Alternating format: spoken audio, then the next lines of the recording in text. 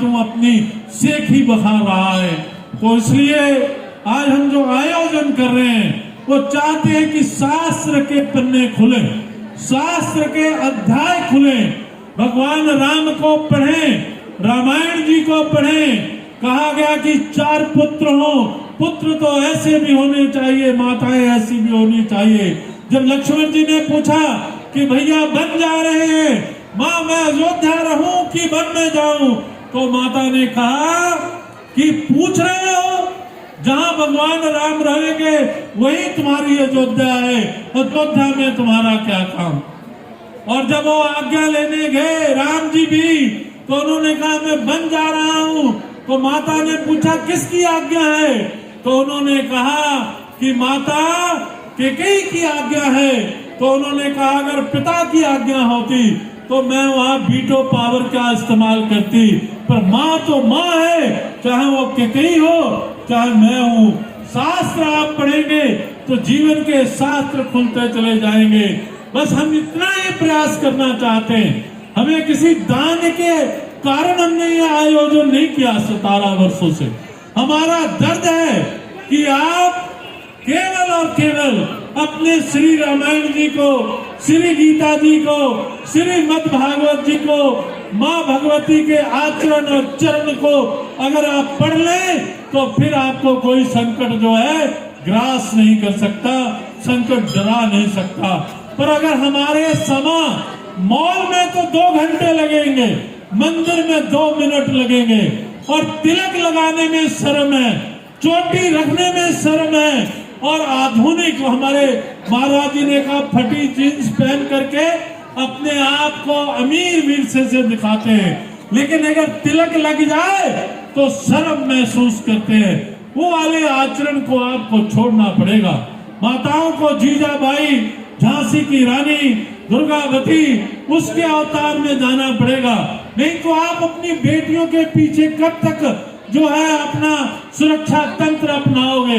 अगर आप जीजाबाई हो गए, अगर आप दुर्गावती हो गए, अगर आप माँ जगदम्बा के चरित्र को अपनी बच्चियों और बच्चों में डाल दिया, तब आपको उनकी राखी करने की जरूरत नहीं है। वो स्वतंत्र होंगे और वो समाज की रचना कर सकती होंगी। कई लोगों को लगता होगा कि ये आयोजन हम इसलिए करते हैं कि हमें धन मिल सके। धन तो राजनीतिक क्षेत्र में भी बहुत है। जहां मैं खड़ा हूं वहां राजनीतिक क्षेत्र में धन का अभाव नहीं, पर 1 महीना 1.5 महीना आप परिश्रम करते हैं, मेहनत करते हैं कि ये धर्म सभा लग सके, ये छोटा सा आयोजन हो सके। संत महात्माओं के चरणों में निवेदन करते हैं कि वो पटियाला की धरा पे आए, जिसमें रोहित तिवारी जी ने कई बार हमारी मदद की, रितेश्वर जी महाराज को लाने में मदद की, आज अयोध्या जी से महाराज जी को लाने में मदद की, हमारे जो महामंडलेश्वर जी चले गए उनको लाने में मदद की। मैं कहूँगा रोहित तिवारी जी के लिए आप जोरदार तालियां लगा करके उनका मनोबल बढ़ाएं ताकि वो इस आयोजन से जुड़े। और हमारा ध्येय है कि पूरे देश के मंदिरों में आयोजन हो। आपको शायद पता नहीं होगा, महाराज जी आए, उन्होंने पटियाला के बारे में कई चीजें बताई, गुरु जी के बारे में, गुरु ग्रंथ साहब के बारे में बताई। एक चीज मैं बताना चाहता हूँ, बहुत बड़े आचार्य महामंडलेश्वर शंकराचार्य को मालूम नहीं। यहाँ शंकराचार्य जी आए थे, उनसे अवधेशानंद जी से भी और जो दूसरे शंकराचार्य उनसे भी मेरी चर्चा हुई कि देश 15 अगस्त 1947 को आजाद होता है, और जिनकी गिनती 1%, 1.5% है, यानी कि सिख समाज, उनके गुरुद्वारे 1925 में आजाद हो जाते हैं। गुरुद्वारों का प्रबंध सिख समाज के पास है, पर जिनकी आबादी 120 करोड़ है, जो 66 करोड़ लोग महाकुंभ में स्नान करके आ गए, उनके मंदिर परतंत्र हैं, सरकार के कब्जे में है। डिप्टी कमिश्नर उसका प्रबंध देखता है, जिसका कुछ लेना देना मंदिर से नहीं होता।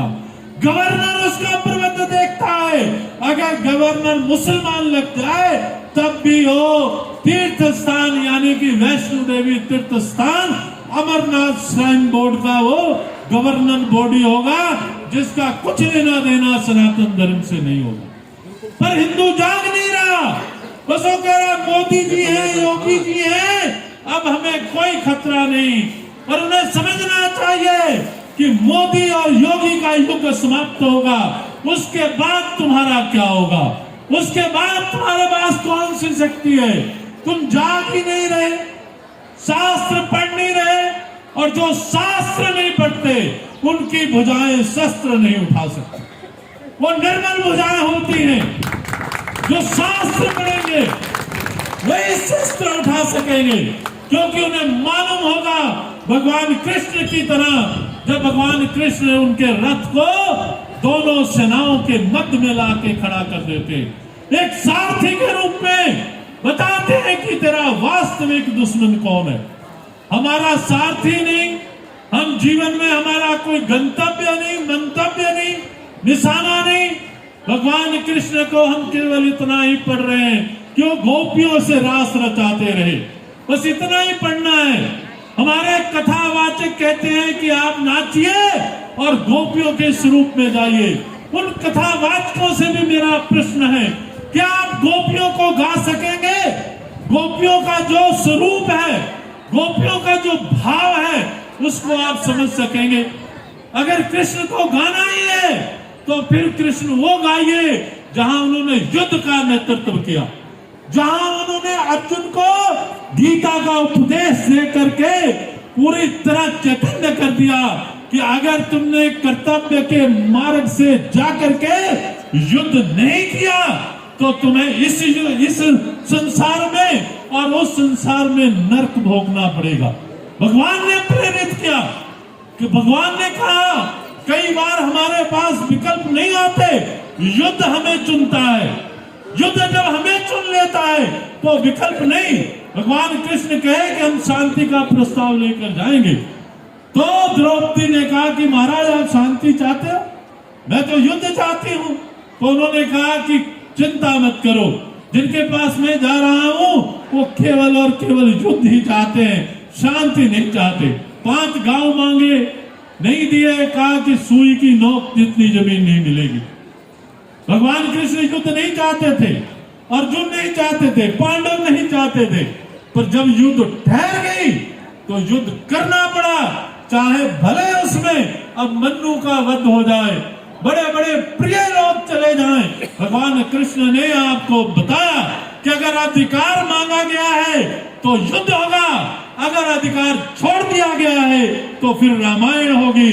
जब अधिकार छोड़ा उन्होंने तो रामायण की रचना हुई, और जब अधिकार मांगा गया तो महाभारत की रचना हुई।